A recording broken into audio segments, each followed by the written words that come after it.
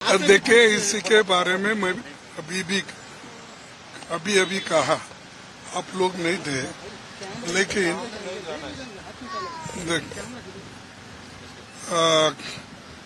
ये जो बार बार पेट्रोल बढ़ाना, डीजल बढ़ाना, गैस बढ़ाना, इवन अब फर्टिलाइजर के दाम भी बढ़ेंगे, ये जो चीजें हो रहे हैं, मैं ये पूछना चाहता हूँ मोदी जी को, क्या ये चीज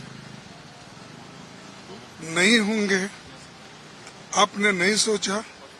एक तरफ तो वर्ल्ड वार के जैसा एक सिचुएशन है, अमेरिका और ईरान लड़ रहा है, इधर इजराइल और ईरान लड़ रहा है, और उधर उनके साथ में जो दूसरे अरबियन कंट्रीज के ऊपर भी हमले हो रहे हैं। ये सब मालूम होते हुए भी हमारे देश में कोई प्रॉब्लम नहीं, हमारे देश में सब ठीक है, मोदी जी ने कहा। और डॉलर की कीमत जैसे के वैसा है, लेकिन रुपए का कीमत गिर जा रहा है। आज रुपए का कीमत इतना गिर गया, अभी 1-2 दिन में तो 100 रुपए हो जाएगा $1 को। तो ये मोदी का एक तो आर्थिक दृष्टि से फेल्यूर है, दूसरा जो विजन रखना चाहिए आगे, उस बारे में भी उन्होंने नहीं सोचा।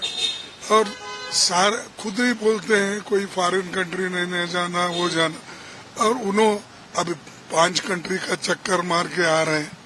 कई के लिए कि जो कुछ सिर्फ वहाँ राज्यों में या उस कंट्री में जो हाईएस्ट उनको ये मिलता है, जो भी क्या कहते हैं, हमारे जो एक रिकग्नाइजेशन देते हैं, उस रिकग्नाइजेशन को लेने के लिए वहाँ पहुँचते हैं। तो अब आप सैकड़ों देशों फिरे हैं, क्या आप सैकड़ों देशों से फिर के वहाँ पर जो आपने उनसे समझौता कर लिया, MOU कर लिया, कितना इन्वेस्टमेंट आया, कहाँ आया, किस किस जगह आपने डाला, ये बताइए।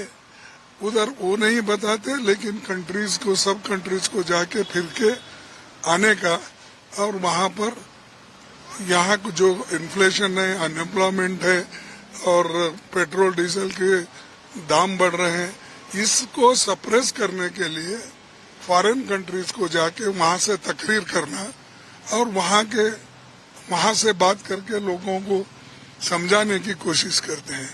तो ये अच्छा नहीं है। मोदी जी रियलाइज करना चाहिए, ये मेरी कमियां हैं, मेरा फेल्यूर है, इसीलिए इसको सभी लोगों को साथ लेके ऐसे समस्याओं को हम हल कर सकते हैं।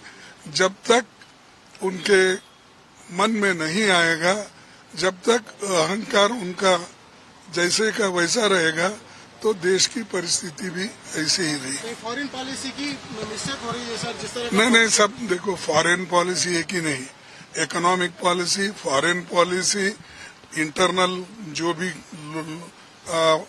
गरीबों को मिलना चाहिए वो, और इन्फ्लेशन कंट्रोल करने का, ये सारी चीजों में उन्होंने फेल हो गए हैं।